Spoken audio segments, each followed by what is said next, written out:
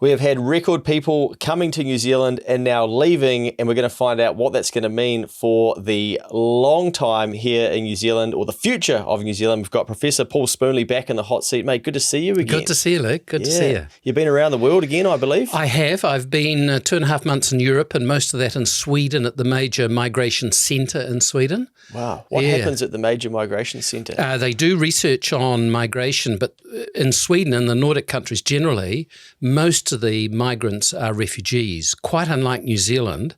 And of course, they've all got governments, or nearly all of them have got governments, which are anti-immigrant. Wow. So it doesn't matter where you go, whether you go down to Italy and Maloney, or AfD in Germany, or Geert Wilders in the Netherlands, and of course in Sweden. Yeah. They've got governments which are now anti-immigrant. But, and I don't know whether you want to talk about this. No, this is great. But it's right at the point where they all need immigrants because of the demographic changes that are happening. happening. And so what you'll see throughout Europe is a very significant decline in the working age population. Now, to give you a sense of the size of that, between 2023, 2 years ago, and 2050, there'll be 8 million fewer Germans of working age. Wow. So how do you make that up? Well, you can use technology, and AI and other developments will help, but you still need people. You still need people, for example, in the health system. Yeah. So where do you get those people from? So at the very moment that you're going to have to think about making up for workforce shortages, one of your few options, which is immigrants, they're not keen on. So do they, as a country, they decide that they're not too keen on immigrants? Is that what you mean? Yeah. Well, what's happening throughout Europe is that conservative and right-wing parties, which are anti-immigrant, that's their main position, not their only position, but their main position, are being elected. So you're getting a turn in Europe, which is seeing these anti-immigrant politics. And then, of course, we've got an election coming up in the USA, and it's again going to be interesting to see whether we get a government which identifies immigrants as a problem, not as an opportunity, not as a contributor to economic and social growth, which is what we tend to see in New Zealand. Yeah. But in Europe, it's very, very different. Yeah, that's interesting, because I don't think we don't really have that conversation here, do we, around, or is there that underlying tone, like it does pop up every now and then? Well, it did pop up. If you remember, between 93 and 96, we saw New Zealand First emerging, and it came out of an article in Auckland community newspapers called Invasion. So the idea that Asians were invading here. And we had that panic. Yeah, I would describe it as a moral panic, Yeah. So we've certainly had a party which has in the past been anti-immigrant, but if you think about 2024, migration or anti-immigrant sentiments are really not something that you hear very much about. Yeah. Wow. Well, Yes. I've been doing my research, mate. You're going to be proud. And I believe that I read that the Asian population in New Zealand is set to double from 2013 to 2043. Yes, it is. Yeah. So they're the fastest growing set of communities. And here in Auckland, they will make up around 40% of the total population. And then for New Zealand as a whole, about a quarter of all New Zealanders will be from one of those Asian communities. Is that by what sort of year, 2043, like around there? Yeah, that's true. We're using 2043 because that then takes us from the last census. I see. So it's 20 years out from that. That's why 2043.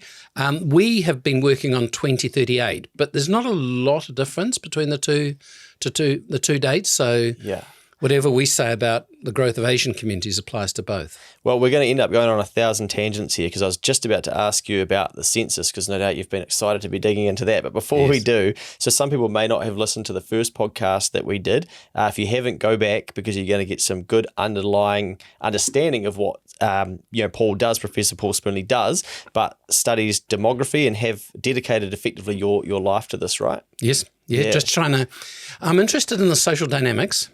I'm interested in how we change as a community or a society, and then I want to look forward. So we had a major project funded by the government called Ngā Tangata Ohu Mairangi, which is what would New Zealand look like in 2038, and that's really interesting. Yeah. Okay, well, we'll come to that, but the census. So I feel like the data came out a couple of weeks ago, or some things, and it kind of just was like, oh, that's cool, and we carry on. But what was in there that was of interest to you, or you think that we might have missed?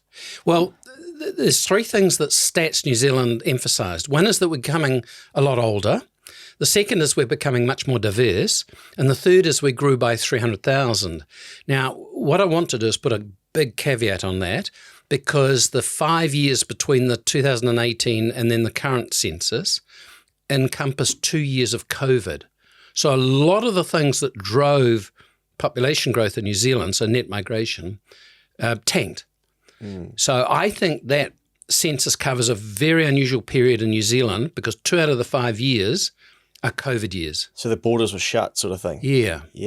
So I don't think it's typical. I think if we'd not had COVID, we wouldn't have been talking about 300,000. We'd probably be talking about 450, possibly even 500,000 additional people in New Zealand. Yeah. Remember last year, we had a net gain from migration of 130,000. That's in the 2023 calendar year. Yeah, it is. Yeah, 130,000. 130,000. So net is people leaving, people coming in, less people leaving. Yes, it is. Very good, Luke. Very good. I'm good. So that's the net. So we grew by 2.8% last year, and 2.4% of that came from net migration. So when we get big spikes in migration and net migration, we get super fast population growth. And I'm sure I said this last time, but I'm going to repeat it. At 2.8%, we were 7 times higher than the average for the OECD. So OECD countries, there's 38 of them, grew by 0.4% last year. We grew by 2.8%. Well, you'll be proud, mate, because as a nation, we've been building infrastructure at 7 times the speed of other OECD countries. Wow. Yeah, I still think there's a bit of a challenge, because when you grow by 2.8%, providing houses, providing infrastructure is a big challenge. Yeah. Especially when we don't seem to be that good at it anyway to then bring in. So then the 0.4%, which is the difference, that is people being born versus people dying. Is that right? Yes, it is. So that's what's called natural increase. Yeah. So natural increase is the number of births over deaths. So for the last 30 years, Germany has had more deaths than births. Wow. Yeah. Every year? Every year. Sheesh. Every year. And the only thing that makes up for that is immigration. And so that's why in 2015, Angela Merkel accepted 1 million refugees to try and encourage population growth, but also to make sure that Germany had enough workers. I see. So it had a huge political negative reaction, of course. Yeah. Did they sort of pick an age range and go, right, and or they just said, right, we'll take 1 million? We'll take 1 million. Yeah. And what was sort of the blowback? Because I'm not, obviously you live and breathe this. I'm not very well travelled and cultured. So what was, I can just about guess, but. Yeah, well, essentially what happened was it was a huge impetus to the far right anti-immigrant, the AfD, the alternative for Germany. I see. Yeah. And so they've grown, and the latest elections in Germany in areas like Thuringia have seen AfD as the party that gained the most votes. So it's a very significant shift. Yeah. And so the 10 years since 2015 have seen the rise of these anti-immigrant parties in support. Because sometimes I see people in American politics talking about how they're letting people in to then vote for the party that they like or something. But I didn't even think they were allowed. I don't even know. I didn't think they were allowed to vote. But then it could go the other way anyway. Like you don't know what, like the people that live there at the moment, how they're going to react to it, right? No. And New Zealand's unusual in that regard, because in most countries you need to become a citizen before you vote. In New Zealand, if we give Luke permanent residence, you can vote. I see. And so we're quite liberal on that. Yeah. And in fact, my guess is that over the last few years, most of those incoming migrants would have voted Conservative. So the assumptions around who votes and who they vote for, I think there's a lot of mythology. There's a lot of urban myths about it. Yeah. And I think we really need to unpack it and understand exactly what's going on. Interesting. Well, the last time you came here, mate, we were talking about how many people were moving to New Zealand. But since then, I see you've been in hot demand because we're actually seeing a lot of Kiwi citizens say, bye-bye, I am out of here. And a lot of them actually saying, I'm not coming back, which is like I don't like because I like New Zealand. Yes. But me too. Yeah. Yeah. What have you sort of made of all of that? Because it all just sort of changed quite quickly from some of the data that I was reading at a high level. Yeah, it did. So in 2023, we saw over 250,000 migrants arrive, and we saw a net gain of 130,000. So those figures are huge. Even in our history, they are exceptional. And we've flopped. And we do this, I mean, as a country, we do this. We have a spike and then we have a slump. So we're in the slump at the moment. So many fewer migrants are coming. Our net gain is just over 50,000, where it was 130,000, so it's big. But the big story that I think needs more airtime is the 80,000 New Zealanders, mostly New Zealanders, I'll come back to that point, who've left to live permanently in another country. Now, I don't think all of them will live permanently in another country. Some will come back. But 80,000 is a huge outflow. So at the moment, we're seeing a net loss of New Zealand citizens of over 50,000. Are we not doing any exit interviews or anything? No. Yeah, when you lose your job in a corporate, you have to do an exit interview. I had to do a couple of those. Yeah, do a country exit interview. Yeah. We're there to find out. Yeah, so we used to have departure cards. Remember departure cards? Yeah. We used to tick them. And so we got a lot of information from those. But at the moment, if you migrate to New Zealand, we know a lot about you. Because, of course, as a condition of your application, we need to know your qualifications, what you're bringing to the labour market, how many of you are coming, all those sorts of details, where you're coming from. We know who's leaving in a broad sense, the numbers, and we know which country they're going to. But after that, our data runs out. We desperately need to know why people leave, where they go, what their intentions are, and we don't know any of that. We know where they're going. We don't know any of that at the moment. They're going mining in Australia. Is that part of it? Yes, it is. So about half of those who are leaving are going to Australia. Okay. And do we know who these people are? Well, we know one or two things. We know that the largest group of them are in their 20s. That's not good. So no, it's not good. And we've got those disincentives, such as student loans. And of course, when you don't repay your student loan, it attracts interest. Yeah. And I think that's a huge disincentive for people to come back. So if you go to Australia, you live there for 5 or 10 years, and you don't pay any of your student debt off, by the end of those 10 years, let's say, it's a hell of a lot bigger. And you, of course, need to pay that back. Oh, people are worried that they're going to get stopped at the border and someone says, hey, you need to repay this, and they can't afford to do it, or they don't want to let go of the cash. No. And indeed, that's what border control can do. So your passport would probably be tagged as a person who's not paid their student loan. So if you come back into the country, they can identify you. Yeah. Okay, so people are going to Australia, half of them, but we don't actually know who these people are. So we can't set up a Google form and send out a survey and say, hey, we need you to fill this out. It's a good idea. I like that. No, we shouldn't. Kia, which is the Kiwis Abroad organisation, does some work, but we really do need to know, given this huge spike in people leaving, who's leaving. And we've got some data from the past which suggests that we've got the second largest diaspora in the OECD behind Ireland. So that's the number of people living abroad who are New Zealand citizens. So it's north of 1 million people.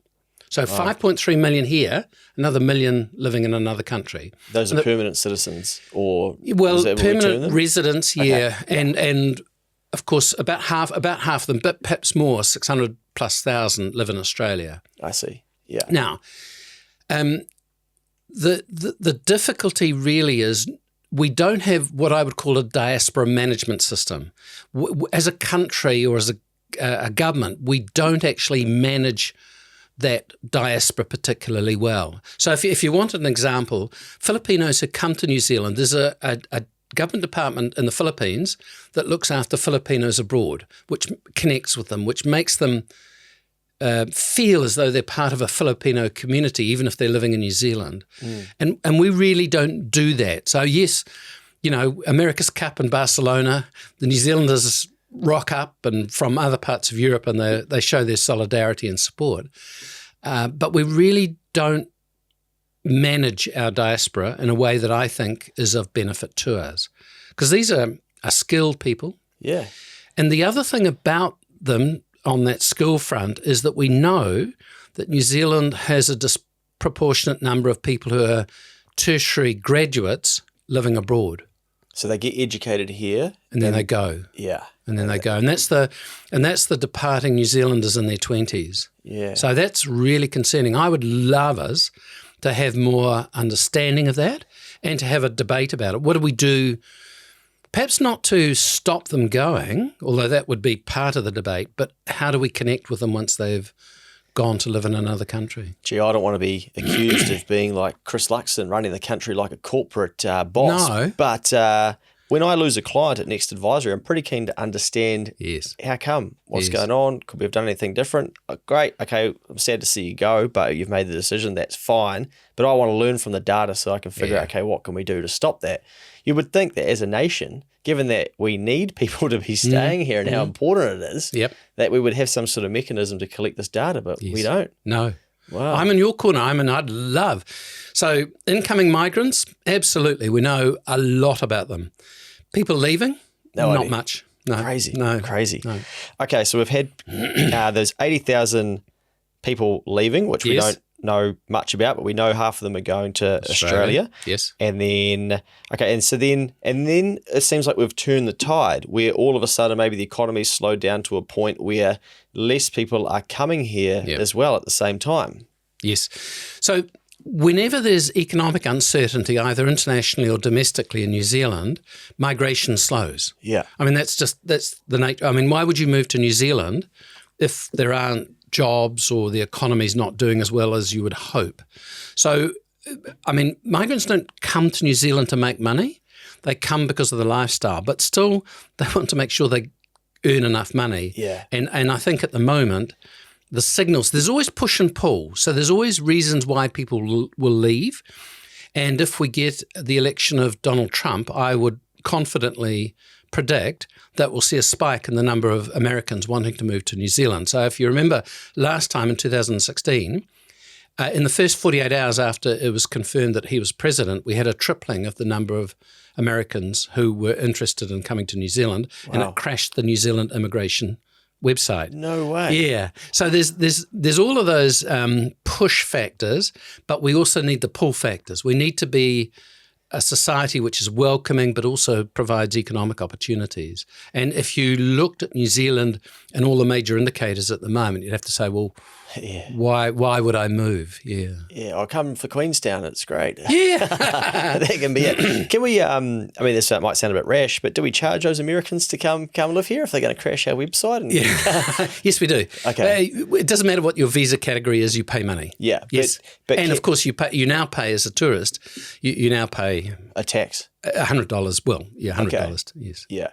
But can we, is there room in time to change the settings, for instance, where we say, okay, if you want to move to New Zealand because we become somewhere that people do want to live again, and we say, righto, you can pay to move here? Yes. Yeah. Well, there are there are investor categories. So if you've got $5 million, you can probably fulfill the conditions of the investor category and you can migrate to New Zealand. You need to demonstrate that you're going to invest in New Zealand, create jobs in New Zealand. But if you've got $5 million, I don't think that would be a hard ask. Yeah. So there are categories, there are visa categories which allow you to attract those. I would argue that we're not doing enough. Yeah. So there are countries around the world that are doing a lot to attract those high wealth investing New Zealanders. Investing migrants coming to New Zealand to say, well, we want your connections. Can I just say something? The thing about these mobile high wealth migrants is they don't move to New Zealand and stay here permanently.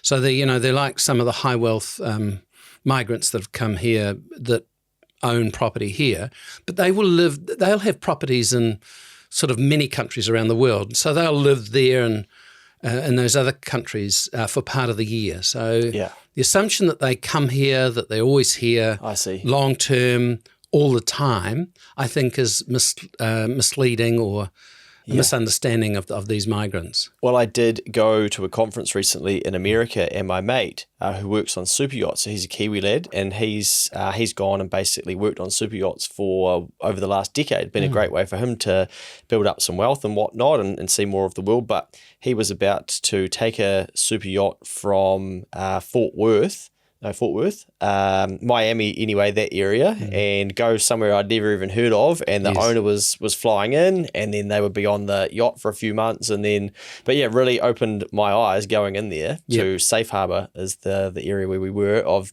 just the amount of these yachts and trying to understand, okay, where are they now, but the crew's working on them and all these sorts of things, but it was just a completely different world. And we're not cutting edge technology on a lot of things, but in terms of yachts and super yachts, we definitely are. And Barcelona demonstrated that internationally. So there are areas where we provide a disproportionate number of the people who are the investors, the innovators, and the people who work on those yachts. I've just spent the best part of a few months in Sweden at Malmo. What staggered me was the number of New Zealanders I encountered. Really? Yeah. So there was somebody who was doing a PhD at Malmo University who's had a very interesting international career and is now doing a higher qualification there. There was a guy who was in a store and Jennifer and I were talking, and he said, "You're a New Zealander." "Yeah, we're a New Zealander." And he had a Swedish partner and is doing some really interesting stuff in terms of firms and helping firms recover or boost their productivity. Yeah. Our diaspora contains some wonderfully energetic, innovative, very skilled people. Yeah. Well, I wonder if we could have a campaign in time to get some of those people back, especially that person, to get them back and teach us about productivity. Yes. It would be helpful. We desperately need something to tell us about productivity. Yes. I was thinking, if we create so much demand that people want to live here, could we say to some of these wealthy Americans in time, for instance, here's a fast lane to come to New Zealand, it's 10 million US, bang, it goes into an infrastructure fund or something like that. Do you reckon we could make a play like that in time? I think we could. I mean, we do have some of those options available on the table already. I don't think we use them enough. I'd be cautious. I don't think we want a Peter Thiel situation again, where the guys, I think, spent only a few weeks in the country, and even though he's been given permanent residence here, I'm not sure there's a lot going on. But then you think of James Cameron, you think of a lot of other wealthy Americans who actually do contribute to the New Zealand economy in ways that do live here for part of the year at least. I would like us to begin to be much more strategic around some of this, particularly around new technology. So again, the thing that struck me in Sweden was how they're investing in new clean technologies.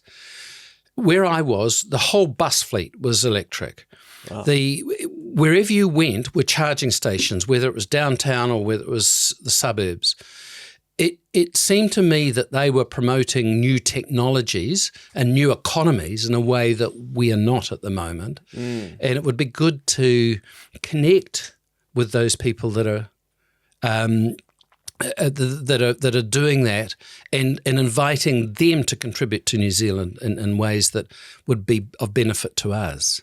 Yeah, I see Xero, the accounting software, quite often put out data around how much our productivity and GDP would benefit by more small businesses in New Zealand embracing a form of technology. And obviously some people say, well, they're biased because that's obviously what they're selling, but they're not just talking about themselves, they're talking about the add-on partners. And we see it, we are, clients who are transition from paper-based payroll software to then doing it online and realizing, oh, wow, how have we not been doing this for longer? And it saves them hours and hours in their day. And then they can go and use that time to do something that's going to then grow the business or the economy. Yes. And I don't want to be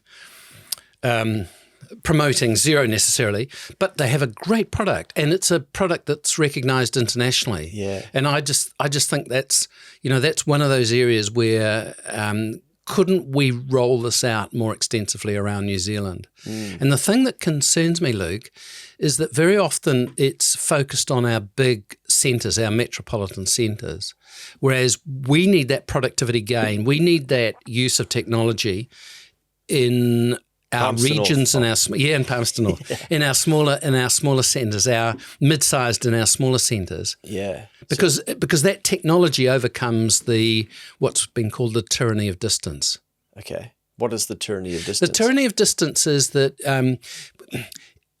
Auckland is growing really rapidly, and I don't think New Zealanders quite appreciate it. But the Infrastructure Commission and our work indicates that probably around half of all future population growth will occur in Auckland.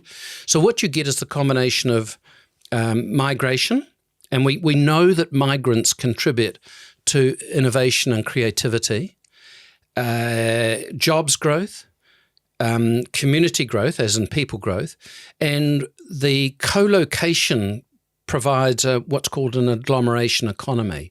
So you get these factors feeding into one another, and it becomes self-fulfilling. It becomes a way of generating further growth, and those economies of scale and of agglomeration are not generally available once you get outside the major centres, and by which I think we're talking Christchurch, Wellington, Auckland, increasingly Tauranga and Hamilton, and then after that, it tails off significantly. It's funny you say that, because I've actually thought about that in my life, and part of why I've moved to Auckland is because I saw more population, just thought, well, then there has to be more opportunity, there has to be more things going on. And sometimes I think, you know what, I don't know if I want to settle down here, but then where would I go? But then, I'm far away from the activity, and it's easy to get a podcast guest like yourself, for instance, compared to, oh, hey, mate, do you want to meet me in Dannyverk or Harbour or Palmy North or whatever, you know? And how long have you lived in Auckland, Lee? I'll be coming up a decade, yeah. Yeah. And so you establish networks. Yes. You have access to various forms of expertise, of technology, which you simply wouldn't have. I mean, I think the tyranny of distance, technology overcomes that. So you could still live in Dannyverk. Yeah. Yeah. I mean, Dannyverk's a lovely... Great place. Yeah. But in fact, the number of people who would be part of the new economy in Dannyverk is always going to be quite small. So technology allows you to connect with those, but you can't have a coffee with them. Yeah. You can't. I mean, there's a book called The Geography of Jobs, which looks at the non-economic factors which contribute to big city growth. So it's having a good barista, it's having access to a really good gym, it's being able to go to concerts. You know, there's a whole lot of things that are packaged around a big city lifestyle. So you've got the cost of living in the city, you've got the frustrations that come with traffic, and you know there's some negatives, but ultimately for someone like you, the opportunity to connect with and interact with both in terms of what you do for a job, but also what you do socially is huge. And of course, the thing is, Auckland is so diverse compared to the rest of New Zealand. I mean, well over 40% of Aucklanders are immigrants, whereas for New Zealand as a whole, it's around 27, 28%. Wow. And once you get to those smaller centres, it's much smaller than that. So when we think about migration, and our research, well, the research that was done by some of the team showed that there's a very clear connection between embracing diversity, embracing migrants and what they can contribute, and productivity and economic bottom lines. Yeah. Well, we're going to have to, right? Because we keep going that way. Yes, yeah. I did see a stat that 3/4 of the population will live in the top half of New Zealand by 2040. Maybe the early 2040s. Yes. Yeah, 3/4, 75%. Yes. So that's what we're anticipating as well. That's a Stats New Zealand projection. So 3/4 in the top half of the North Island. Yes. So we're not even talking Taupo, we're talking Hamilton North, essentially, Hamilton Tauranga North. Jeez. And then 40% in Auckland itself. So that's a huge concentration of our population. Yeah. It almost makes me think, back to the way I'm going to interrupt you. It need not be that way. We could have government policies which incentivise economic activities in regions in a way that we currently don't. We could have regional economic development as a much more central part of government policy. We could think about what we do to keep people in smaller towns, such as having a good health system, having a good education system, having access to things that you might need. So, I mean, if you look at small town New Zealand, you just see the number of shops closing up. You see the decline of, access to local health care, which essentially means a GP.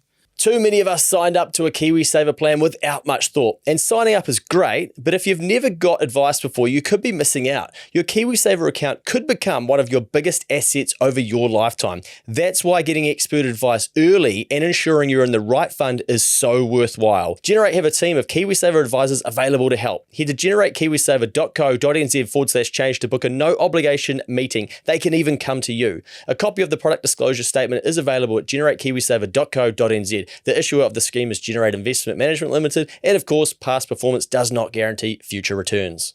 On that, I was actually talking to a mate in Dannyverk on the weekend, and he was telling me that one of the doctor practices there, you go there, so you present yourself there, but you see the doctor who's online. In India online. Yes. I'm like, is this a true story? Yes. Yeah. Yes. Wow. Yeah. So the sort of diagnosis online, I mean, it can work really well. So let's not knock it. But I've spent a week or two in France in a quite remote area. And so they have no local medical facilities. So you go to the community centre and they can hook you up to a machine and you talk to a doctor who's some distance away, and then they can remote diagnose you. So if there's something wrong with you, then you'd have to go to a major centre. And there's a footnote, I'm not sure whether I said this last time, but 2 years ago, the neighbour where we were staying had a heart attack, and it took an hour and a half for emergency services to get there, and she died. So even with emergency services doing the best they could to get there, they were an hour and a half away. Sheesh. It's too long. It's too long. Yeah. Yeah, it's too long. And if you think about New Zealand and the concentration of specialist medical facilities, particularly in Auckland and Christchurch, that's a concern. Those smaller centres, how do you get access to quality healthcare? Yeah. Where is that quality healthcare? What can you get there? I mean, is there an MRI, or do you have to travel 4 hours to Dunedin to get it? Man, this shit is so complicated because then it just makes me think, well, then as people get older, they're going to need more of that healthcare as well, right? So then it's risky to have your parents living in a different part of the country and they might be 40 minutes to healthcare, for instance. Like it starts to highlight all of those things, doesn't it? It does, yeah. And if the funding decreases for those sorts of places, then do we have more of those stories, basically? No, and part of the fastest growing proportion of the population of those aged over 85. And when you get that increase in the over 85 population, you get a tripling of dementia, the incidence of dementia. I see. So one question is, where do you put your dementia units? Where can you get support for and care for people who are suffering from dementia? Yeah. Man. And it's not in small town New Zealand. Yeah. Man, so what do you do? There's a lot, I think, for younger people to think about with their parents aging and things, because they will at some stage probably have to try and find some of these solutions for their parents, whether we like it or not, right? Yes. Yeah. Yes. And I'm not sure whether we're coming to this, but with the rapid aging of the population, one of the things that we're going to face is increasing fiscal stress on the state. So part of that's superannuation, but the other part of it is the provision of healthcare for an aging population. So suddenly those healthcare costs are going to go up significantly. You know, it's the hip replacement, it's the things of older age, which increasingly become something that needs to be provided. And there are major costs associated with that. Well, I had to write this down because I didn't want to pretend like I could remember it. But I've got here, in 2020, there were 4 working age New Zealanders to support each person over 65. That was already well down from the 1960s when there were 7 workers per retiree. but it is projected to get much worse. But I don't know why I'm smiling. By the end of the century, 2 to 1. Yeah, it's forecast that there will be less than 2 working age people to support each person over 65. That's 1.75 people aged 15 to 64 per retiree in 2,100. Yes. Jeepers. I mean, I'm just let's. How does that play out? Yeah, well, let's put some qualifications around that because 65 is no longer the age of retirement; it's the age of superannuation eligibility. So, of course, it's a ratio between that working age population and those aged over 65. So, leaving aside that, which I think is a technical issue, still important, but a technical issue. So that's called the dependency ratio, and that's the number of people who are in work and paying income tax to support those who are in receipt of superannuation and in need of healthcare and in need of all the other things. When you get a drop from 7 to 1, 7 people in paid work, to 2 to 1, you've got problems. Yeah. So how we've funded aged care or superannuation in the past is not going to work, and it's not going to work by the 2030s because that's the Treasury report, which was arguing that, in fact, National are one of the few parties that said that they will increase the age of superannuation eligibility to 67, but in 2044, I think I've got the date right. What Treasury said is that we're delaying the inevitable. We need to address these things now, not let them continue on. So, the age of superannuation eligibility, do we means test it, superannuation? There are a whole lot of questions that we need to have a conversation about because you, Luke, are paying for me, Paul, and my superannuation. Yeah, I'm pissed off about that. Yeah, no. No, I'm trying to cover my mum's one, and my dad's about to turn 65, so I'm trying to sort theirs. Yes. But I read today and actually didn't realise this. Is Australia 67? Is that there? Yeah. If we move to 67 in the 2040s, we'll be one of the last countries in the OECD to do that. Now, it's not unproblematic because both Japan and France have tried to increase, the conditions around superannuation, or pensions as they would call them. And France has quite a complicated graduated scheme. So it actually starts at age 60 but then continues on. And there has been quite a major reaction to changing that, and there would be in New Zealand, I am sure. But essentially, how we currently fund super is not going to be sustainable in the long term. So again, that Treasury report indicated that there would be an increase around 50% in the cost of superannuation as a proportion of GDP. And the Cullen Fund, the superannuation fund, which is quite substantial, would only cover about a quarter of that increase. Yeah. So how do we fund the rest of it? Yeah. Yeah. Do you want the answer? I don't yes. know. No. Yeah. Well, let's start by charging those wealthy Americans. Yes. Well, the thing is that we're one of the few countries that doesn't have a wealth tax or a capital gains tax.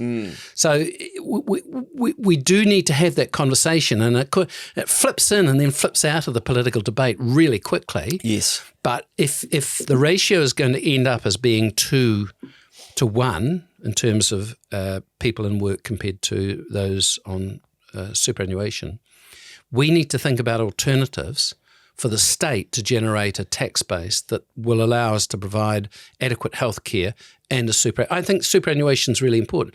When you reach 65, I want you to have access to superannuation. I think that's a right of New Zealanders. But what conditions do we put about? So if you're a billionaire at age 65, why should you receive superannuation? Yeah. So we could be looking at means testing, but we could probably already be having that conversation, right? We should be. We should be. And I think your generation is raising it increasingly. It's my generation that are quite often reluctant to consider changing it. We see it as something that we've earned, that we've paid tax for. Yeah, I've heard that a few times. Yeah. But we're going to have that conversation. And I agree entirely with Treasury that because it's not immediately an issue, we can delay having that conversation. I don't think we can. Yeah, well, I kind of think this is a little bit left field, but if we're going to have a capital gains tax, why don't we phase it in by age? Now, I know that won't be popular, Okay. but I kind of think, well, then let's not go to all of the youngsters like, oh, hey, now you've got another tax that you have to get used to. We say, well, actually, if we're saying as a nation that we are running out of money or that we haven't provided well enough, then we're going to add a capital gains tax, but we're going to phase it in from age. So then the older people, you have to go first. Yes. Now, some people might say, well, that's just effectively then a wealth tax, and maybe it is. But I sometimes play with just random tax things in my head and think, what would happen? But if we said to younger people, hey, there's going to be a capital gains tax past this age to phase it in, and it will slowly change. But then younger people, we're going to decrease your income tax so that you've got more of your pay left over. Then you're going to feel like you are getting ahead a bit faster because you're not having to pay as much income tax. So we're going to prevent you from wanting to go to Australia and things like that. Whether we need to do something that's actually a bit more, like I feel like we always just want to tinker with things. Yes. Maybe we do need something radical, tell the story well, and then just get on with it. Yeah. And I was offered a job a few years ago in Australia, and until I offered that job, I didn't realise about the add-ons. So I would get a car, which would be discounted over 3 years, and at the end of it, I would own the car. Yeah. But what really struck me was how much the employer was paying for my superannuation. Yeah. And so you might have seen recently Shamabu Yacob, who's been appointed to help one of the banks with some advice, saying, why don't we have a 6% contribution from the employee and 6% from the employer? And suddenly the whole possibility of saving for your retirement changes significantly. And I listened to Sam Stubbs and his commentary around the banks, and you know the fact that the banks, or one particular bank, seems to have withdrawn from higher risk investments, particularly in commercial and rural activities, and as funding home ownership. Now, I think home ownership is super important, but I would hate to think of as disproportionately funneling active capital into home ownership or into ownership of multiple properties, rather than into economic activities, which are going to contribute quite differently to our economy. So I just think we probably haven't got quite the right settings. And of course, to come back to my expertise, because some of this is way beyond me, but demography does matter, and it's going to matter even more over the next 10, 20 or 30 years. And a lot of these debates we're going to have because we're going to have to think about our tax base in order to provide you, Luke, with healthcare as you hit those 60s, 70s and 80s. Well, we'll come back to some of the financial side of it, because I've got a good question that's non-financial, but I think equally is important and ties in from this. But very quick story for you. The banks absolutely prioritise lending towards property. I had a client recently who they've got the ability to buy a machine from overseas. It's probably $250,000, and they've got a very profitable business already. It'll be one of the only ones in New Zealand. It will allow them to do a whole heap of stuff that they currently can't do. It's quite scary for them, $250,000. I'm like, don't worry, we'll finance it, we'll discuss the rate, and we'll try and work together to pay this off as fast as possible. And you can get out there and you can use it, and then it'll be paid off, and then the debt's not so scary. Does the application? No, declined. I'm like, no, not declined. I'm like, hang on, why declined? Yes. I'm like, no, we will be buying this. Someone will be financing this, but the banks first look at it as no. Wow. And I'm like, we go to them and say, actually, look at the equity they have in their property. They're like, sorry, of course we can lend that. But the conversation is going to be, no, you said no to start with. Yeah. What's broken in your process? Yeah. Because another bank is going to do this. Yeah. But I see it all the time. We definitely, as a nation, prioritise investing in property over business, and I think that's part of how we've got to the predicament that we are in, is that the settings have been so one way for property. And the way that money flows into things, as soon as there's some security against a property and bricks and mortar, it's like, yep, great, we can lend you for your business, but you must have property that we can take off you if it fails first. But I'm watching a building in front of me at the moment from my apartment, and it's just been like taken down. And it's such a weird concept, because you look at that and you think, that's probably $8 million worth of building. Yeah. and I think they'll probably take 2 weeks and it'll be gone. Wow. And you think, far out, but they'll rebuild there Yeah. and there'll be something else. But once upon a time, that was someone's pride and joy and that was worth millions of dollars. Yes. And then all it takes is a digger just to go. Yeah. So those things I think aren't really worth what we think that they are worth. No. But that just seems to be how the financial system works, which is, fascinating. Well, I mean, that's your area of expertise, but I would again come back to you and say our demography means that we do need to think about how we generate tax to cover off an ageing population. Yes. And to provide all the things that governments should do. I mean, we can talk about the limits of what they should provide, but the fact is an ageing population needs healthcare. Well, and so how are you going to pay for that? Yeah, let's come back to that and some of Treasury's report. But what I was going to ask you is then, okay, so if we end up with a ageing population and more people who need healthcare, like what does New Zealand need to look like in order to actually look after all of these people? And that's sort of what we were touching on before, right, of the access to healthcare and stuff. Do we need to be setting up the nation now saying, well, actually by 2040, let's say, we're going to be 4,000 nurses short, or we're going to be XYZ beds short, or we're going to be 13 dementia wards, that don't even exist. And it was almost like, when COVID hit, we were like, shit, we better have some sort of facility that we can go to if need be. Yeah. But I saw the other day of that massive hurricane in America. Yeah. Now, what really impressed me was all the coverage was about how it was about to hit. And then they just cut to the stadium. And it was set up ready to go for people who were going to lose their home and all this. I'm like, wow, that would never happen in New Zealand, at the scale that it was. It was very impressive how ready they were to respond. Yeah.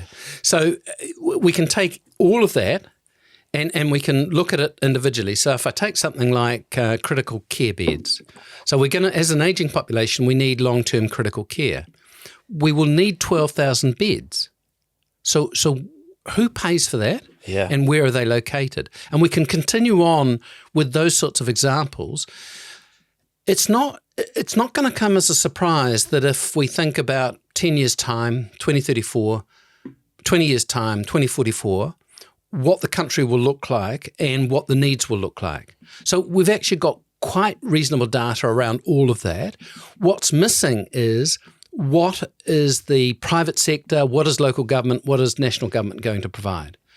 And none of that's particularly clear. So you've taken dementia units, and we're going to see hyper-aging in parts of New Zealand, the Coromandel, for example. When I say hyper-aging, I'm talking about 30, 35, 40, possibly 45% of the population being aged over 65, and increasingly that population being aged over 85. So what we know, to go back to something I've already talked about, is that when you see that increase, you know that there's going to be a tripling of dementia. I see. And in the Coromandel, what does dementia care look like?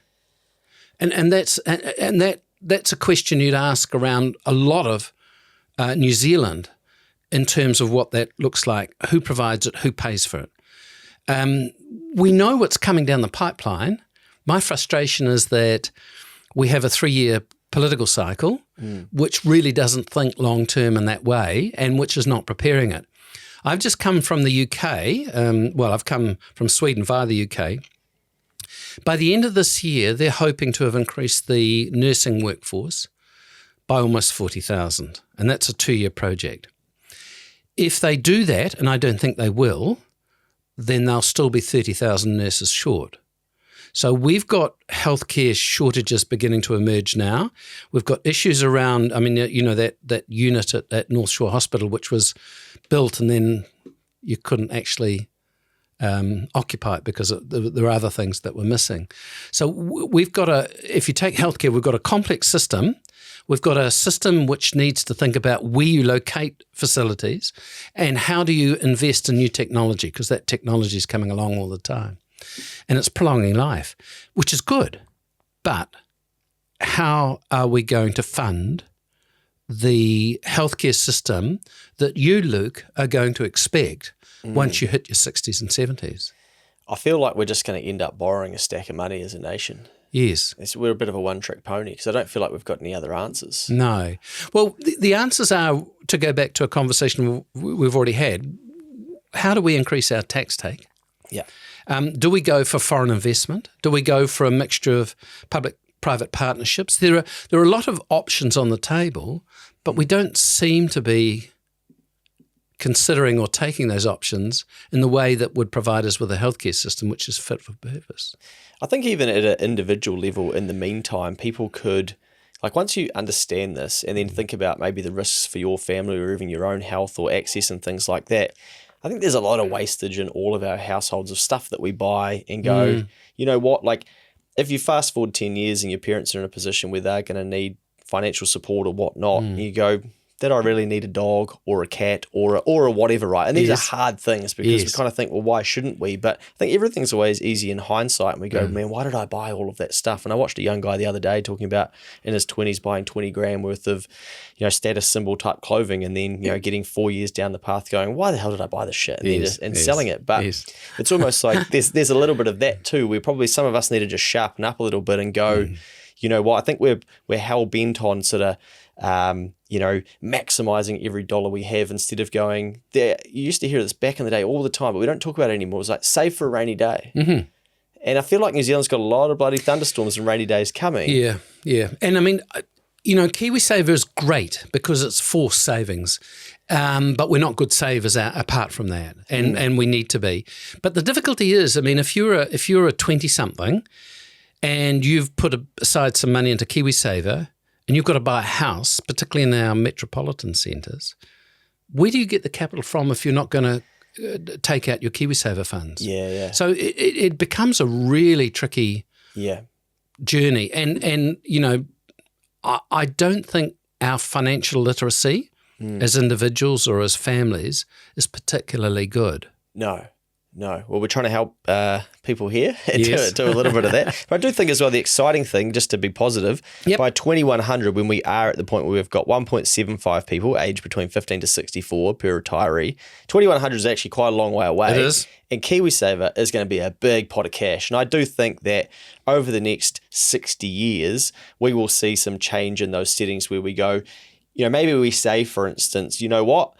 If you want to be a KiwiSaver provider, that it's now regulated, 15% of your funds have to be invested into New Zealand. And here's the regions. People are going to get, that'll be... Yeah, and I would put some conditions around that 15%. So it's not going to be housing necessarily. Yeah. Or it could be new forms of housing, co-housing. Yeah.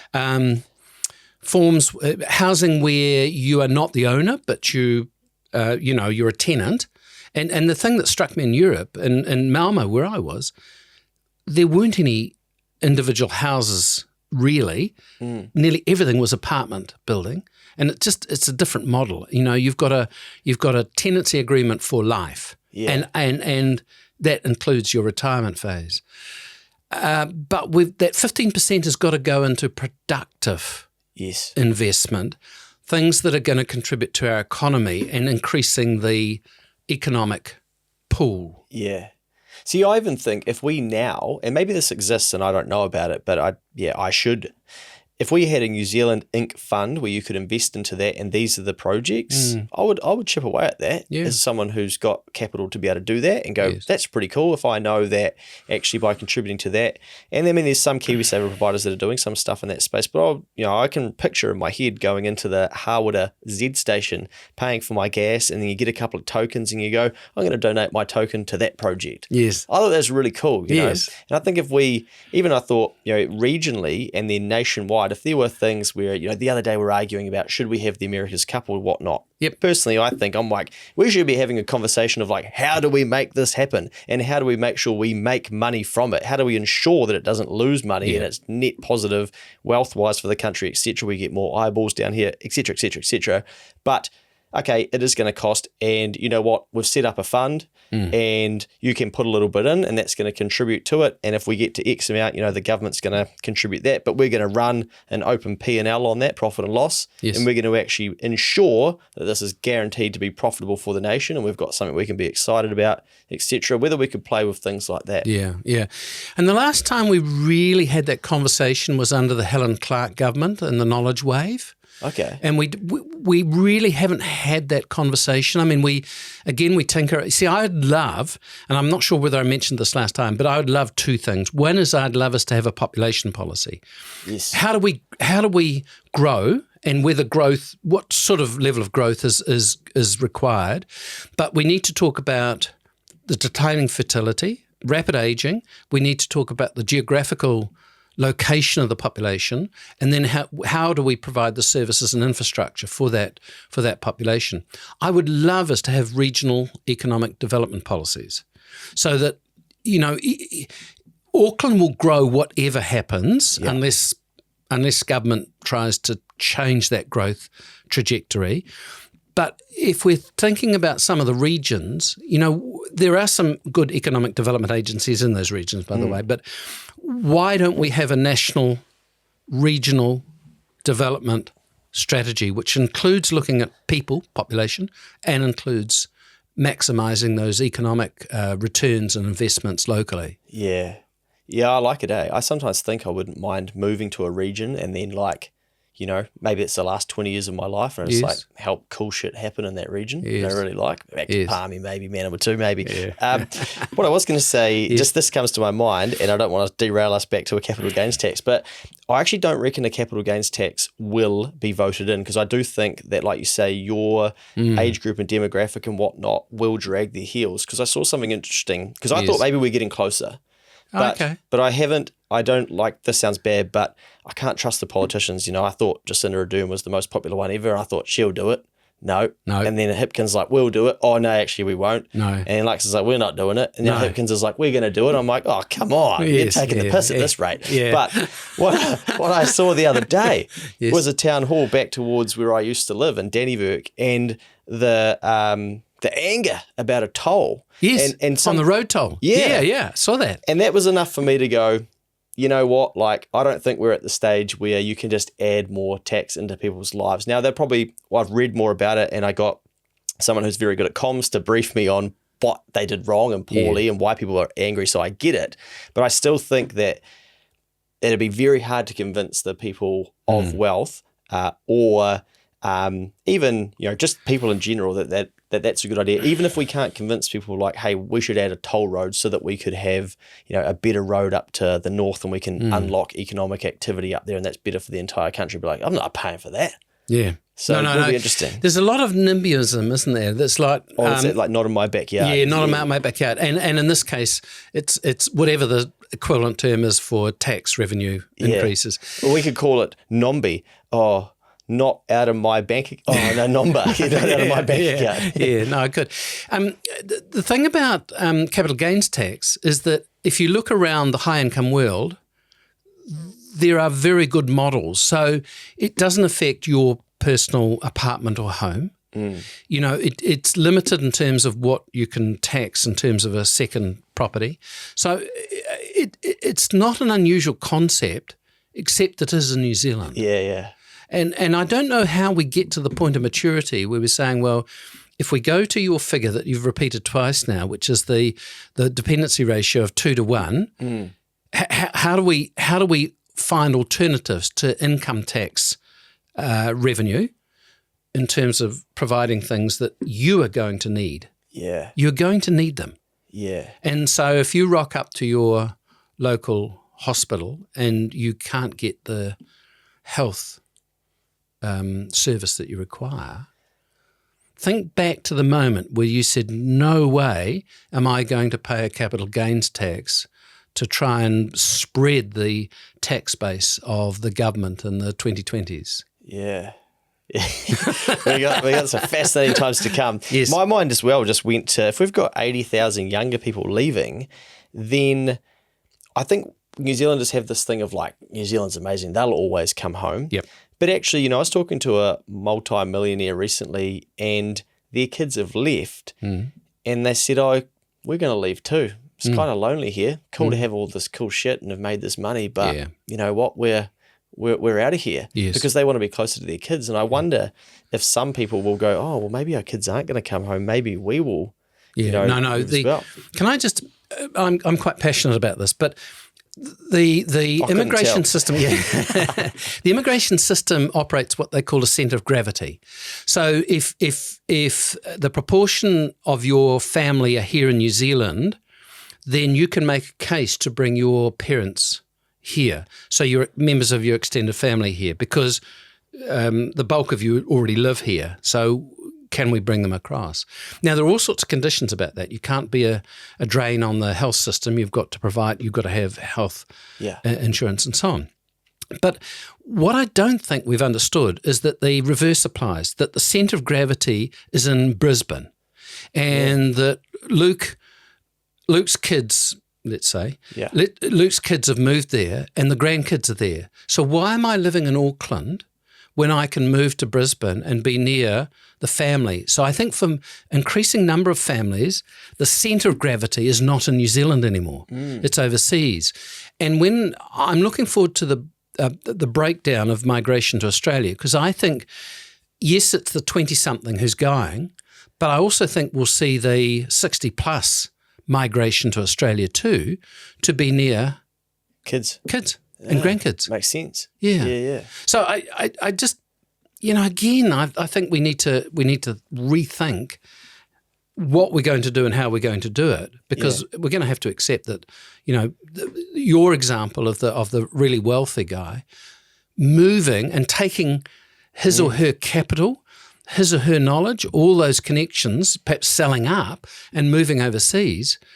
I don't think we can afford to do that. No, we don't want to lose them. No. Yeah. Okay, I've derailed us about 1,000 times, but I did want to say, so in the Treasury report, which I was reading through, and I'm sure you probably correct me on some of these stats if I've got them wrong, but the key findings, I asked ChatGPT to summarise it for me. Yes. Good. So here's 5. The first one, New Zealand's ageing population will significantly pressure public finances, increasing healthcare and pension costs. Tick, would agree. Yeah, and what I will talk about increasingly is the fiscal stress that's going to come on the government to try and meet the needs of an ageing population. Yeah, we're going to have those conversations going to get louder and louder, and they'll be key voting issues, I'd imagine, right? As more people understand it? Yes. Or do you think we'll sweep it under the rug? No, well, let's go back to something I think we both agreed upon before, and that is we tend to defer those major debates. Wait for a crisis. Yeah, then we can talk about it. Yeah, and it'll be too late. Yeah. And it'll be knee-jerk. Okay, so then number 2 is without intervention, structural deficit. So that basically means that the country is spending more than it has, and rising debt levels are expected, and that's kind of what we thought. Okay. Yes, and what we're seeing that is, the decision not to proceed with the new Dunedin Hospital. Yeah. The issue around water safety and management. So Three Waters didn't go down well with the electorate, but we desperately need some sort of infrastructural investment. I mean, I just can't believe here in Auckland that we don't have a rail system to the airport. I mean, I've spent the last 2.5 months travelling around Europe. There is not a single major centre that doesn't have rapid and easy access via train to the major airport. Tell you a quick story. I had my mum come and stay recently and her friend, and we're in Takapuna, and they mapped the journey to the airport. They got to mine. They said, we're going to Uber to the ferry, we're going to ferry over to the city, and then we're going to walk to the train terminal, and then we're going to catch the train down to Manukau, I think, and then we're going to get on the bus, and that'll take us to the airport. So we'll be here at 8 a.m. tomorrow. The flight's at 1. I'm like, oh my gosh. I said, no. I said, let's just Uber you over to Sky City and you can catch the bus from there. No, we've got a plan. We're sticking to the plan. I'm thinking, holy. Okay, number 3, policy adjustments are necessary, such as changes to superannuation eligibility and investment in healthcare efficiency. So this is Treasury. Like Treasury, they advise the government, right? Yes. So they do studies and they basically say, hey guys, like here's what we're finding. You need to be thinking about this stuff. Like they can't make these changes. No, and I think that Treasury report that you and I have read, I think is an excellent report. The Retirement Commission last year had an equally significant report, and it came out and said that we need a discussion around exactly those things you've just mentioned, and we need multi-party agreement to have that discussion without unnecessarily politicising it. Nice. So then we don't get to the next election and change it all. It's like, no, we're all on the same page. We've got to keep going with this. Absolutely. I agree. I think Treasury have hit the, or your chat GPT. I hope it summarised it well. Yes. Number 4 is productivity growth is vital to manage these fiscal challenges sustainably. Yes. I think we know. And can I just say that we've tended to use immigration as a driver of economic growth as an alternative to productivity gains. We've got to rethink that. Well, even I guess that doctor working in New Zealand from India is a good example of, creating access via technology and productivity, right? And I even think about it for myself. Sometimes I don't go and see the doctor because my sister is a nurse, and I will basically, send her a photo of what's going on. She's like, "Jeepers, what are you doing?" Get to a doctor straight away. Yeah. She's like, "Oh, that's just this, bro. Go to the chemist and whatever." And it's like, "Oh, okay." So then that's one less person that then is into the health system saying to my doctor, like, "Oh, hey, can I have 30 minutes of your time?" They get there and they're like, "Oh, mate, like you could have just." But even I did a phone consult recently with my doctor. Did you? Which then saved, and she said, "Well, don't come here because you sound ill, and we don't want to expose that to other things." And I've done a physio consult via video once well. Yeah. And so we just stayed with friends over the last weekend in London, and that's exactly what happens. So what they get is Luke rings up and says, leaves a message and says, "This is what I think is happening. I'm feeling lethargic, whatever." And then what they do is they triage it. So they might say, "Come in. We need to see you." Or the doctor might ring you and say, "Can I talk to you further about it?" Or a nurse might ring you and say, "What's happening?" Or they might say, "Look, a pharmacy." Yeah. So the technology gets used in a different, with our interaction with the health system becomes quite different because, of course, what you can do, I've got a friend who has a heart condition, and the little thing that keeps him ticking, the heart ticking, each night he puts his phone next to the bed and it downloads information about the heart to the phone, and that gets sent to his cardiologist. So he can say, in the last 24 hours, you've had an incident with your heart. We need to do something with your medication or surgery or whatever it is. Outstanding. But we're going to have to think about that. But that's a cost. Yeah. We're going to have to think about what we do. And just on the anecdotal stuff, I recently had surgery for a tumour which was benign, thankfully. The nurses, 2 of them were Filipinos, 1 was South African, the anaesthetist was Indian, and the surgeon was Chinese. I had fantastic service. They were brilliant, but it just reinforced to me how reliant we are on immigrants to run our healthcare system. I'll double down on that. Had the same thing in my family where, couldn't believe it. I kind of thought, holy shit, we're going into a war zone, going into this hospital and whatnot. Service was amazing. Yes. People were actually happy. They were really helpful. They're so thorough. They were caring. Yeah. I'm like, oh, okay, this is good. This is kind of not what I thought was going to be happening. But you're right. They do a great job in there, and it must be so hard because it's just relentless as well. Point 5 is the Treasury is developing new models to better forecast and plan for long-term fiscal impacts. Yes. So maybe they said that in the report and it picked up on it. So, okay. And so again, what I would want to say is, Luke, can we please have, as part of that, a population policy projections and the implications of our changing population on whatever we're talking about? Yeah. Because on that, I wonder, at the moment where we've got population aging, and then fertility declining, if I remember rightly, and it's like at record lows, right? Yes. So then, do we get to a point where if we don't have people wanting to move to New Zealand, we actually have then a declining population? Yep. Yeah. And so one of the banks, one of their forecasts is that by next year, our immigration will be in negative territory. So more people will be leaving than arriving. That is disastrous. That is, people say, well, we shouldn't have population growth for its own sake. And I agree entirely. I think what we should do is say, well, what proportion of our population growth should come from immigration? I read an op-ed which suggested that we could reverse fertility decline. Not going to happen. I remember from the first episode, you said not you going to can't really happen. incentivise it. Not going to happen. Yeah. And Sweden, where I've just been, they provide parents with 480 days paid leave for each child. Wow. And they've just allowed 45 of those days to be allocated to grandparents. So grandparents would be paid up to 45 days for looking after children. The fertility rate in Sweden is exactly the same as it is in New Zealand. So even with those very generous provisions, they're still not able to change the dial in terms of fertility. Yeah, interesting. Yeah. And no one's really succeeded at trying to boost fertility. No. Yeah. But we're not having a conversation about what the implications are. Yeah. I feel like we're going to have to soon. We are. We are. We're trying to get them going. Yes. I'll just see if I've missed anything. But yeah, okay, so 40% of people are going to live in Auckland. I think I wrote that down from you saying that before. And that's not inevitable, just to interrupt you.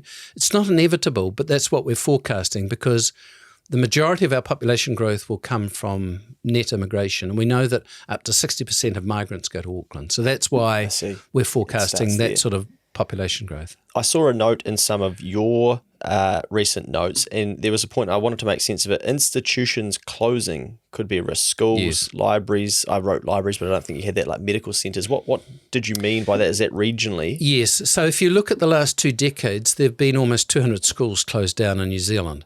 Now, they're not closing in Auckland because we're having to grow our school provision. But when you get into regional New Zealand, then you're seeing those sort of core institutions in the local community. So there's an example of a community that's got a $400,000 package to attract a GP, and they can't. They just can't get anybody to go there. So if you've not got a decent school, including a secondary school and healthcare, and you can't buy adequate food, alcohol, whatever, in the local community, what's going to retain people there, or what's going to attract people there? So that sort of institutional structure in smaller town New Zealand, as it closes down, becomes a real incentive for people to move. Interesting. I was just thinking, this goes back a little while ago from what we were talking about, but because one thing I do think that saves us or will help is that, I know we can talk about a capital gains tax and a wealth tax, but I do think that some of those wealthy people, even if we don't have one, let's say the politicians can't get it through or flip-flop on it for the 68th time, that I do think we have a lot of wealthy people in New Zealand who are very, very generous. Yes. And I think that if we set up the infrastructure for them to say, look, these are our 4 critical issues, and it might be like education, infrastructure, healthcare, and something else, let's say, I reckon there'll be people that step in and go, I'm planting $1 million in, for instance, or like I've just finished up a meeting where basically with one of my clients with the work that they do some amazing work. I won't say what, but someone's just rang them and said, oh, hey, we've just put you in our will for 70,000. We just had to let you know. Yeah. And I do think we've got a lot of that coming, because I think there is a lot of the wealth that's tied up, but it's just waiting to sort of transition. Yeah, no, I agree with you. I've just been at Outward Bound in Anakiwa, and I didn't realise how much the J.R. Mackenzie Trust, the Wolf Fisher Trust, Sir David Levine had funded that. Yeah. And that's fantastic. And I would give a shout out to Ashburton, who have the Ashburton Trust, which I think has got about 25 million in it, all donated by local people to help the community survive and flourish. I love that shit. I know. I think it is fantastic. I think it's really good. And I went down to talk to them a few years ago, and the other guy that was there had trained as a doctor and been helped by this Ashburton Trust, and then decided he didn't want to be a doctor any longer, and so he was becoming a composer as of music, classical music. And the community was still supportive, and people there were really, behind investing in their local community. Yeah. So I think there are good examples of that. It just probably doesn't happen as much as we would like it to happen. And I think as well, like once people do well or have means or are wealthy, you kind of then hide a little bit, because it's, in New Zealand, it's like, oh, someone's going to have a crack at me. I saw someone donate a lot of money during COVID, and someone's like, well, of course they can. They've got heaps. And it's like, that's kind of not really the point. They didn't have to. But no. I'll tell you this actually, because you'll laugh. I was cleaning out my car, and it's not even that dirty anyway, but I pulled out this pamphlet and I took it up and I put the things in the bin, and I was like, oh, It's a Massey alumni newsletter. And I go to the back and it's saying, oh, we're going to have a shortage of nurses. Yep. We're looking for people to donate to help subsidise some of these people study to be nurses. I'm like, oh, brilliant. I'm going to donate a bit of coin to this. And I'm like, oh, shit, it's from 2022. Yeah. Like I must have got it. It must have been sent to my parents and I put it in there and I just, had only just opened it or something. And the thing is, Luke, we're going to have these repeat conversations year after year after year. So if it's 2022, it's exactly the same message in 2024, and it will probably be the same message in 2030. Yeah. So we just what frustrates me is we don't have that longer term horizon in New Zealand, 10, 20, 30 years. And I think, to go back to where we started this conversation, big ups to people like Stephen Tyndall and the Tyndall Foundation. They are doing this, and it just frustrates me that we don't do it as a country, or governments don't do it. Yeah, I guess what I was going to say is like there are people trying to do good stuff out there, and even Massey, for instance, like doing that in 2022, and like you say, some of these things are going to be ongoing. But we had a guest in here recently, and they help people get out of debt faster by basically buying the debt off of the high interest-bearing debt companies that have given debt to these people. And so Money Sweet Spot give these people a money reset. So they go, right, we'll go and pay it all off for you, but now you owe us, but the rate's lower. And if you educate yourself, we give you credits and it pays down faster. The Tyndall Foundation, bang, here's $5 million. Oh, did they? Go and deploy that. Did they? Oh, so they had $5 million bucks of, minted cash to be able to go out there and do that. So I think, I still feel like we've got a wave of wealth to come through this country. And I think people will probably self-tax and they'll direct it to what they care about. But I do think it's something that we don't know how to talk about that well. And I read there's a philanthropist in Wellington and they don't have children and they're donating their whole fund to like Wellington Inc. or something like that. And shit, it looks like they need it at the moment, to be honest. No, absolutely. No, absolutely. But I just think it saves us. But I just think that should be invested in things that innovate and create socially, economically, and it's getting that balance right and getting where are we going to invest? Yeah. Well, there's going to be a lot of places that need money, but as always, mate, a fascinating conversation. I took us in all sorts of different tangents. Is there anything that you had in these notes that I didn't get to? No, I mean, I would end with just saying, let's continue the conversation about population alongside the sort of economic issues we've traversed. And it would be really good for people who listen to this to think about our community in 10 or 20 or 30 years' time, because it's going to be a very different New Zealand. And a lot of the things that we've done in the past are simply not going to work.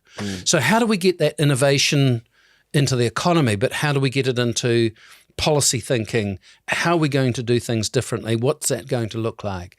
And I mean, I think we share the frustration that, I would love to have a conversation about capital gains tax, but we don't seem to want to have that conversation in a serious way. We need to have those conversations. It's almost like we want to argue as a country around a capital gains tax, but we need to actually have a conversation around the things above it and how real they are as to, okay, well, if it's not a capital gains tax, then you need to bring some solutions to the table, or like, okay, or you need to accept this is what it could look like for your parents, and then figure out, because I don't think we do a great job in New Zealand of doing what you're trying to do, which is basically paint the picture of, this is where we're going. It's actually quite clear and this is what it could look like. And therefore, what we do today isn't going to work in that time. And, congratulations on the podcast, because what I think we often lack is good evidence.